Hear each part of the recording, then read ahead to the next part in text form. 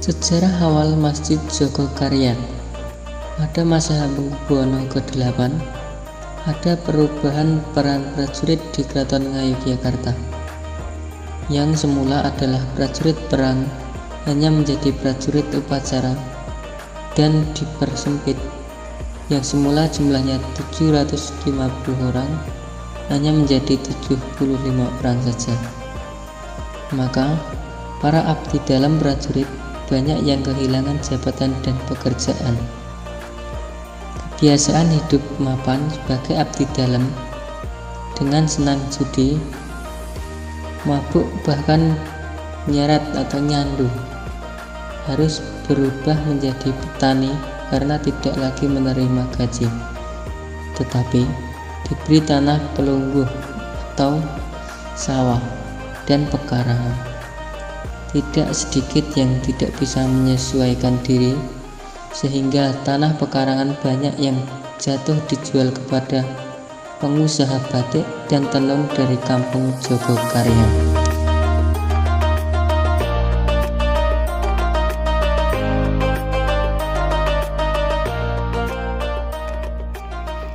Sejarah berdirinya Masjid Jogokarian Yogyakarta. Sebelum tahun 1967, di kampung Jogokarian belum ada masjid. Kegiatan keagamaan dan dakwah berpusat di sebuah langgar kecil di pojok kampung terletak di RT 42 RW 11.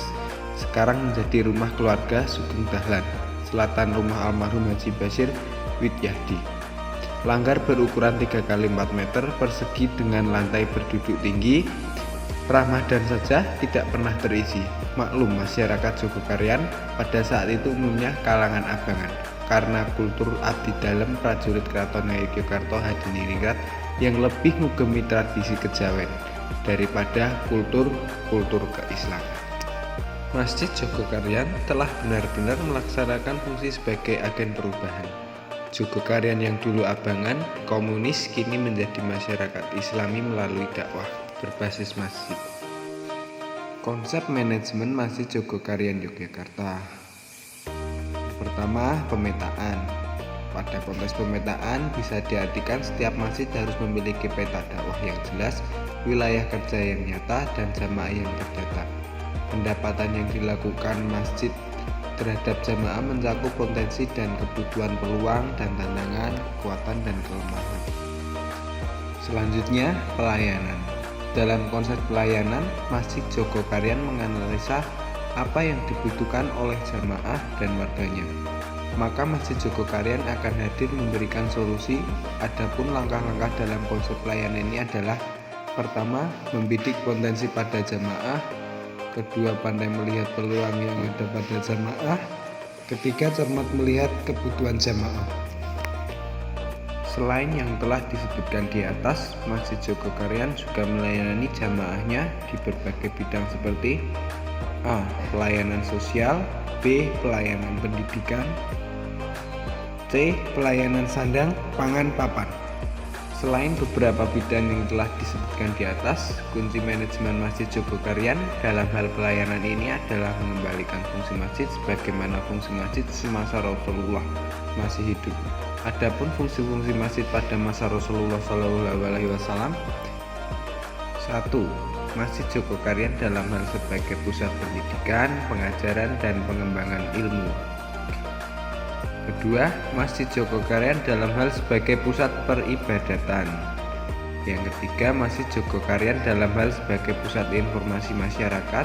Yang keempat, Masjid Jogokarian dalam hal sebagai tempat menerima tamu-tamu. Yang kelima, Masjid Jogokarian dalam hal sebagai pusat pengumpulan dan distribusi zakat, infak, dan sedekah.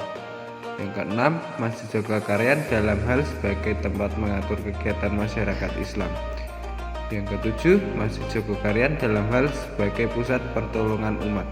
Yang kedelapan, Masjid Jogokarian dalam hal sebagai pusat penanganan kesehatan. Yang kesembilan, Masjid Jogokarian dalam hal sebagai tempat menginap para musyafir. Yang ke-10, Masjid Jogokarian dalam hal sebagai pusat jaminan sosial. Yang ke-11, Masjid Jogokarian dalam hal sebagai pusat dakwah. Selanjutnya, pemberdayaan. Dalam hal pemberdayaan, Masjid Jogokarian telah berupaya memberdayakan semua potensi yang bisa dimaksimalkan oleh masjid. Segala kebutuhan Masjid Jogokarian yang bisa disediakan jamaah diorder dari jamaah masjid. Juga berkomitmen tidak membuat unit usaha agar tidak menyakiti jamaah yang memiliki bisnis serupa. Yang terakhir, pertanggungjawaban. Masjid Jogokarian tidak meniru cara penyampaian pertanggungjawaban masjid-masjid pada umumnya, yaitu biasanya hanya disampaikan lewat selembaran-selembaran kertas yang ditempel di dinding atau mading masjid.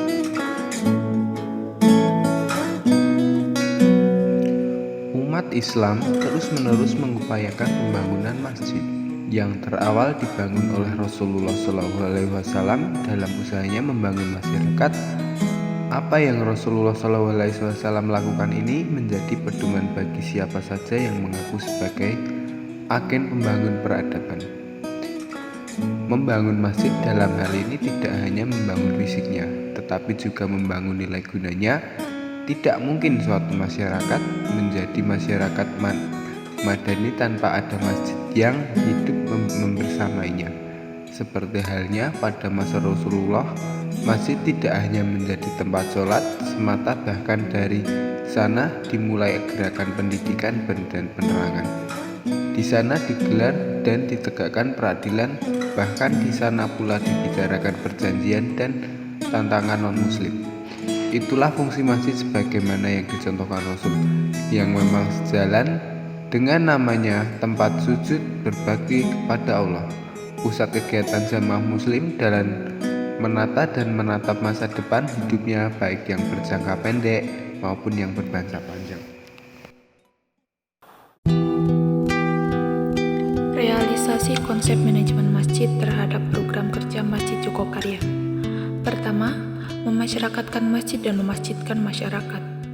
Memasyarakatkan masjid adalah bagaimana keberadaan masjid dirasakan manfaatnya atau berkahnya. Sedangkan memasjidkan masyarakat adalah bagaimana menjadikan masyarakat sebagai jamaah atau aktivis masjid. Berikutnya, membangun kelembagaan masjid yang profesional dalam karya dan ikhlas dalam niat. Yang pertama ada klinik kesehatan masjid, dengan harapan mampu meringankan beban masyarakat atau jamaah masjid dalam bidang kesehatan. Yang kedua, Baitul Mal Masjid Jogokarian. Inilah salah satu lembaga masjid yang bergerak di bidang lazis yang berguna untuk menampung sumber dana dari para donatur. Lewat lembaga ini pula, nantinya menjadi strategi masjid dalam menciptakan program pemberdayaan ekonomi masyarakat. Maka inilah salah satu realisasi program daripada konsep pemberdayaan. Berikutnya, melaksanakan tertib administrasi, efisiensi, transparansi dalam anggaran. Tertib administrasi, efisiensi, transparansi dalam anggaran adalah sebagaimana telah diuraikan di awal pembahasan, yaitu dengan terbitkannya Buletin Idul Fitri, Buletin Haji, dan Buletin An-Nakhr. Maka inilah realisasi program dalam konsep pertanggungjawaban.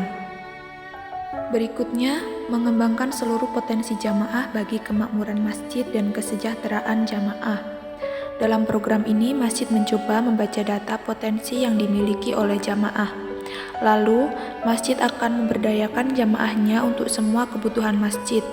Intinya, setiap jamaah yang memiliki kelebihan di bidang A akan ditempatkan di bidang tersebut. Selanjutnya, mengembangkan dakwah jamaah dan jamaah dakwah. Ini dimaksudkan bahwa dakwah adalah prioritas pertama Masjid Jogokarian, di mana masjid fokus pada program dakwahnya tanpa kemudian melihat perbedaan khilafiyah yang hari ini banyak terjadi dan menimpa sebagian umat, sehingga perkembangan dakwah di Masjid Jogokarian terlihat melaju pesat. Kemudian menggarap dan membina generasi muda yang berjasad kuat, berwawasan luas, berjiwa marhamah, berprestasi dan mandiri. Masjid Jogokarian juga dikenal dengan anak mudanya yang aktif dalam kegiatan masjid. Lalu selanjutnya, membina keluarga jamaah yang sakinah sebagai benteng ketahanan umat. Harapannya adalah sebagai benteng ketahanan bagi keluarga muslim pada umumnya. Selanjutnya, mengelola majelis-majelis taklim yang terencana dan terprogram untuk pemahaman Islam yang utuh dan luas. Salah satu kelebihan Masjid Jogokarian adalah Bagaimana masjid bisa merangkul semua kelompok atau golongan dalam Islam? Selanjutnya, peningkatan kualitas ibadah dari segi syar'i maupun teknis, dan yang terakhir, menggali sumber dana yang optimal tanpa harus memberi beban kepada jamaah. Kesimpulannya, Masjid Jogokaryan Yogyakarta memiliki 4 konsep manajemen masjid. Pertama, pemetaan, yaitu Masjid Jogokaryan memiliki peta dakwah yang jelas, wilayah kerja yang nyata, dan jamaah yang terdata. Pendataan yang dilakukan masjid terhadap jamaah mencakup potensi dan kebutuhan, peluang dan tantangan, kekuatan dan kelemahan. Yang kedua, pelayanan, yaitu Masjid Jogokaryan menganalisa apa yang dibutuhkan oleh jamaah dan warganya, maka Masjid Jogokaryan akan hadir memberikan solusi. Yang ketiga, pemberdayaan. Masjid yaitu upaya memberdayakan semua potensi yang bisa dimaksimalkan oleh masjid. Yang keempat, pertanggungjawaban, yaitu cara penyampaian pertanggungjawaban yang luar biasa kepada para jamaahnya. Dan Masjid Jogokaryan tidak meniru cara penyampaian pertanggungjawaban masjid-masjid pada umumnya.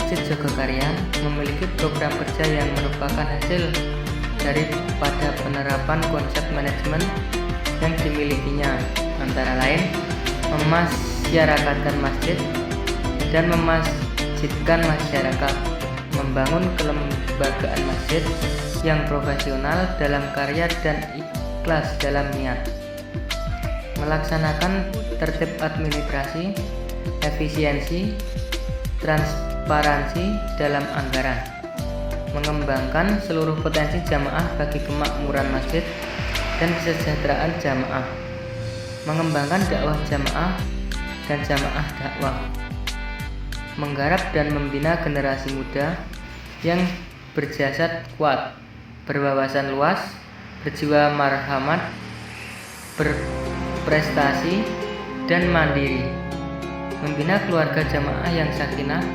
sebagai benteng kekuatan umat, mengelola majelis-majelis taklim yang terencana dan terprogram untuk pemahaman Islam yang utuh dan luas, peningkatan kualitas ibadah dari segi syar'i maupun teknis, menggali sumber dana yang optimal tanpa harus memberi beban kepada jamaah.